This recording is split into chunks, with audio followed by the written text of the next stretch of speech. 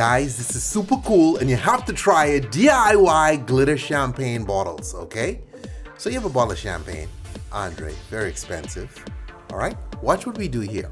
So first thing you want to do is peel off the label, okay? Scrape it off however possible. Beautiful. Then you get some metallic spray paint. It works well with gold. You want to put it on lightly. Gold is a good color. There's a metallic blue, metallic pink, they all do well.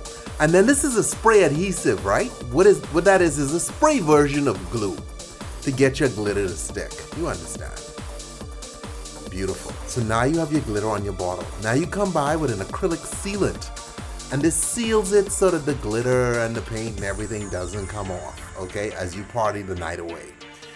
And you could do the whole bottle glitter, you could do the whole bottle just with the paint, and it's beautiful, easy to do. I suggest you definitely try this one. Pour your champagne out, gold champagne bottles.